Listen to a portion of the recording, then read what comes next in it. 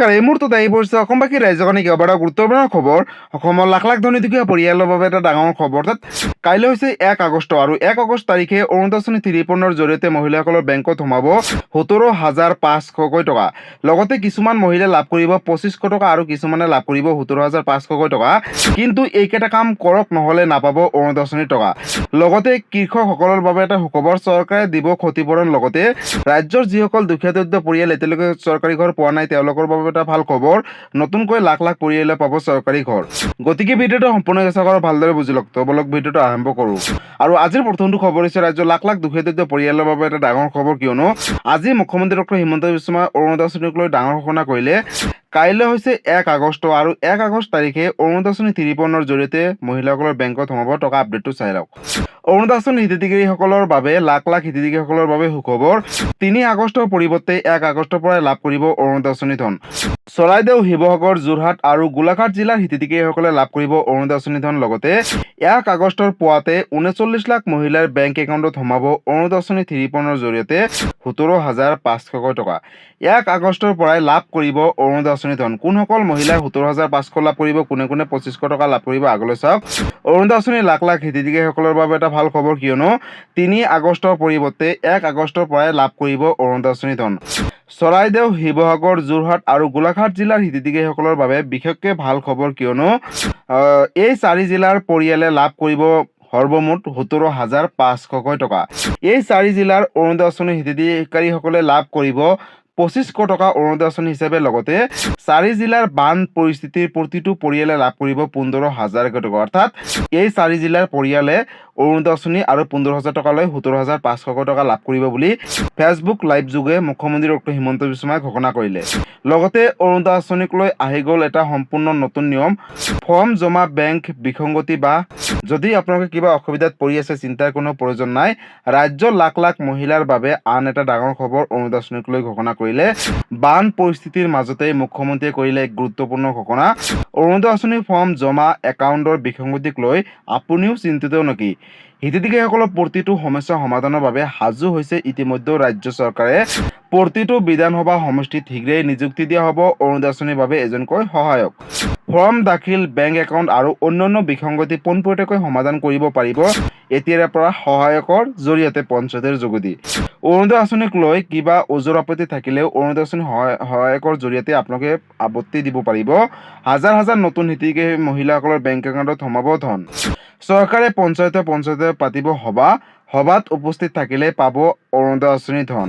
চৰকাৰে পঞ্চায়তে অৰুণোদয় আঁচনিক লৈ এখনকৈ সভা বা মিটিং পাতিব বুলি ঘোষণা কৰিছে আৰু বিতৰণ কৰিব অৰুণোদয় আঁচনি 3 জৰিয়তে ধন। লগতে আপুনি একো কৰাৰ প্ৰয়োজন নাই, অৰ্থাৎ পূৰ্বৰ ধৰণে নহয়, নতুন নিয়মেৰে লাভ কৰিব অৰুণোদয় আঁচনি ধন। সভাত উপস্থিত থাকিলে পাব অৰুণোদয় আঁচনি 3 জৰিয়তে টকা। সভাৰ জৰিয়তে চৰকাৰে প্ৰদান কৰিব অৰুণোদয় আঁচনিৰ প্ৰথম কিস্তিৰ 2,500 টকা আৰু কিছুমানে লাভ কৰিব 17,500কৈ টকা। ইয়াৰ বাবে এক্টিভ কৰক বেংক একাউণ্ট, কাৰণ ডিবিটি যোগে এই টকাসমূহ প্ৰেৰণ কৰিব অসম চৰকাৰে। ৰাজ্যৰ লাখ লাখ মহিলাৰ বাবে আহি গ'ল ডাঙৰ খবৰ। 6 আৰু 7 আগষ্ট তাৰিখে বিতৰণ কৰা হ'ব নিযুত মইনা আঁচনি, নিযুত বাবু আঁচনিৰ প্ৰপত্ৰ। নিৰ্ধাৰিত সময়ৰ ভিতৰত এই প্ৰপত্ৰসমূহ ছাত্ৰ ছাত্ৰীসকলে পূৰণ কৰি জমা দিব লাগিব। লগতে ছেপ্টেম্বৰ মাহৰ পৰাই লাভ কৰিব নিযুত বাবু আঁচনি আৰু নিযুত মইনা আঁচনিৰ ধন। জীৱন প্ৰেৰণা আঁচনিও শীঘ্ৰে পুনৰম্ভণি কৰিব অসম চৰকাৰে। ফেচবুক লাইভ যোগে অসমৰ মাননীয় মুখ্যমন্ত্ৰী ডক্টৰ হিমন্ত বিশ্ব শৰ্মাই আজি কেইবাটাও বৃহৎ মন্তব্য কৰিলে ৰাজ্যৰ লাখ লাখ হিতাধিকাৰীসকলৰ বাবে। গতিকে বন্ধুসকল, ইতিমধ্যে আপোনালোকে সকলোৱে গম পালে যে 1 আগষ্ট তাৰিখে অৰুণোদয় আঁচনি 3 জৰিয়তে কিছুমান মহিলাই লাভ কৰিব 17,500 টকা আৰু কিছুমান মহিলাই লাভ কৰিব 2,500 টকা। এই 4খন জিলাত যিহেতু বানপানী হৈ আছে, আপোনালোকে সকলোৱে অৱগত, আৰু তাৰ বাবে চৰকাৰে সিদ্ধান্ত গ্ৰহণ কৰিছে যে অৰুণোদয় আঁচনি ৰূপে 2,500 টকা দিব আৰু বান পৰিস্থিতিত ক্ষয় ক্ষতি হোৱাৰ বাবে তেওঁলোকক এককালীন 15,000 টকা, অৰ্থাৎ সৰ্বমুঠ 17,500 টকাকৈ দিয়াৰ সিদ্ধান্ত গ্ৰহণ কৰিছে ইতিমধ্যে অসম চৰকাৰে। লগতে বন্ধুসকল, আন কেইটা জিলা অৰ্থাৎ বাকী জিলা কেইখনত হয়তো আপোনালোকে অৰুণোদয় আঁচনি 3 জৰিয়তে অকল 2500 টকাই পাব আৰু 15000 টকাটোৰ পৰা বঞ্চিত হৈ থাকিব যিহেতু এই 4খন জিলাত বানপানী হৈছিলে তাৰ বাবে চৰকাৰে কেবিনেটত ডাঙৰ সিদ্ধান্ত গ্ৰহণ কৰিছে গতিকে যদি আপোনালোকে বেংকৰ লগত আধাৰ কাৰ্ড লিংক কৰা নাই বেংকৰ লগত আধাৰ কাৰ্ড লিংক কৰি লওক এতিয়াও সময় আছে লগতে আপোনালোকে বেংকৰ মোবাইল নম্বৰ যোনটো দিছিলে সেইটো এক্টিভ কৰি ৰাখিব যেতিয়া টকাটো দিয়ে তেতিয়া আপোনালোকে গম পাব দিনৰ 12টা বজাত আপোনালোকৰ বেংক একাউণ্টত টকাটো সোমাই যাব যদি অৰুণোদয় আঁচনিক লৈ কিবা সুধিবলগীয়া বা জানিবলগীয়া আপোনালোকে মোক কমেণ্ট কৰি জনাব লগতে এই ভিডিঅ'টো সকলো মহিলাসকলৰ মাজলৈ শ্বেয়াৰ কৰি দিব আৰু আজিৰ পৰৱৰ্তী খবৰটো হৈছে কৃষকসকলৰ বাবে এটা সুখবৰ আপডেটটো চাই লওক প্ৰলয়ংকাৰী বানত শস্য নষ্ট হৈছে নেকি আপোনালোকৰ 31 জুলাইৰ ভিতৰত কৰক পঞ্জীয়ন চৰকাৰে লগে লগে দিব ক্ষতিপূৰণ ভয়াবহ বান পৰিস্থিতিত শস্য নষ্ট হৈছে নেকি যদি হৈছে চিন্তাৰ কোনো প্ৰয়োজন নাই কাৰণ সংহাৰী ৰূপী বানত ৰাজ্যজুৰি হাহাকাৰ চলি আছে ইতিমধ্যে লগতে খেতিয়কসকললৈ চৰকাৰৰ এটা বিশেষ সকাহ কাৰণ যিসকলৰ ক্ষতি হৈছে তেওঁলোকক ক্ষতিপূৰণ দিব চৰকাৰে দুৰ্যোগ বা কীটৰ আক্ৰমণত ক্ষতি হ'লেও শস্য নষ্ট হ'লেও লগে লগে চৰকাৰে দিব ক্ষতিপূৰণ যিসকল কৃষকৰ ক্ষতি হৈছে 31 জুলাইৰ ভিতৰতে আপোনালোকে সম্পূৰ্ণ কৰক পঞ্জীয়ন লগতে 1 আগষ্টলৈকে আপোনালোকে পঞ্জীয়ন কৰিব পাৰিব চলি আছে ফচল বীমা যোজনা মাহ প্ৰধানমন্ত্ৰী ফচল বীমা যোজনা আঁচনি সুৰক্ষিত কৰক আপোনাৰো ভৱিষ্যত কৃষিৰ লগতে বীমাৰ বাবে কেনেকৈ কৰিব আবেদন লগতে কি কি নথিপত্ৰৰ প্ৰয়োজন হ'ব অনলাইন নে অফলাইন আগলৈ চাওক প্ৰধানমন্ত্ৰী ফচল বীমা আঁচনিত পঞ্জীয়ন কৰাটো ইতিমধ্যে বাধ্যতামূলক কৰিছে অসম চৰকাৰে পঞ্জীয়নৰ বাবে প্ৰয়োজন হ'ব মাত্ৰ 3টাকৈ জৰুৰী নথিপত্ৰ লাগিব খাজনা ৰচিদ আধাৰ কাৰ্ড আৰু আধাৰ সংলগ্ন মোবাইল নম্বৰ যদি আপোনালোকৰ ঘৰত এইখিনি আছে চিন্তাৰ কোনো প্ৰয়োজন নাই পঞ্জীয়ন কৰিলে লাভ কৰিব ক্ষতিপূৰণ যদি আপোনালোকৰ খেতি পথাৰসমূহ নষ্ট হৈছে বা বানত নষ্ট হৈছে বা যদি কীট পতংগই আপোনালোকৰ খেতি পথাৰসমূহ নষ্ট কৰিছে তেনেহ'লে চিন্তাৰ কোনো প্ৰয়োজন নাই যিখিনি ক্ষতিপূৰণ হয়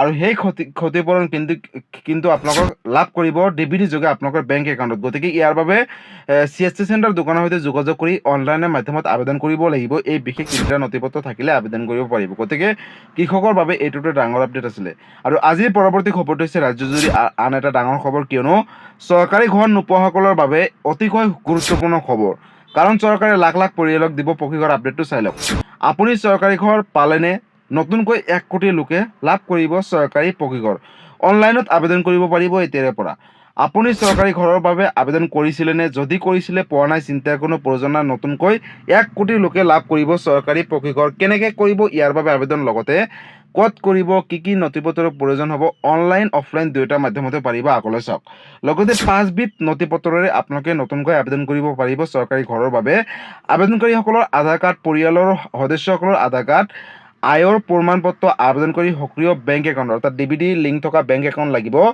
মাটিৰ জমাবন্দীৰ আবেদনৰ সময়ত প্ৰয়োজন হ'ব লগতে প্ৰথমতে আপুনি যাব লাগিব pmaymis.government.in অফিচিয়েল ৱেবছাইটত গৈ আপোনালোকে নিজৰ মোবাইলতে আবেদন কৰিব পাৰিব যদি নিজৰ মোবাইলত দিগদাৰ হয় তেনেহ'লে ওচৰ চুবুৰীয়া CSC চেণ্টাৰ দোকানৰ সৈতে যোগাযোগ কৰি অনলাইনৰ মাধ্যমত আপোনালোকে আবেদন কৰিব পাৰিব গতিকে চিন্তাৰ কোনো প্ৰয়োজন নাই আবেদন সম্পূৰ্ণ হ'লে ঘৰৰ তালিকাত আপোনালোকৰ নামসমূহ অন্তৰ্ভুক্ত হ'ব আৰু তালিকাত নাম আহিলে লাভ কৰিব চৰকাৰী ঘৰ ৰূপে টকা গতিকে ৰাজ্যৰ লাখ লাখ দুখীয়া দৰিদ্ৰ আৰু মধ্যবিত্ত পৰিয়ালৰ বাবে আন এটা অতিকৈ গুৰুত্বপূৰ্ণ খবৰ কিয়নো ৰাজ্যত যিসকল দুখীয়া দৰিদ্ৰ পৰিয়ালৰ ঘৰত ৰেচন কাৰ্ড আছে যদি তেওঁলোকে এতিয়ালৈকে চৰকাৰী ঘৰ পোৱা নাই তেনেহ'লে চিন্তাৰ কোনো প্ৰয়োজন নাই কাৰণ চৰকাৰে নতুনকৈ কেবিনেটত এটা ডাঙৰ সিদ্ধান্ত গ্ৰহণ কৰিছে যে অসমত যাতে এঘৰৰ কেঁচা ঘৰত থাকিব নালাগে যাৰ যাৰ ঘৰত ৰেচন কাৰ্ড আছে প্ৰতিটো দুখীয়া দৰিদ্ৰ মধ্যবিত্ত পৰিয়ালে লাভ কৰিব চৰকাৰী পকীঘৰ আৰু যদি আপোনালোকে চৰকাৰী ঘৰ আবেদন কৰিব হয় তেনেহ'লে ওচৰ চুবুৰীয়া CSC চেণ্টাৰ দোকানৰ সৈতে যোগাযোগ কৰি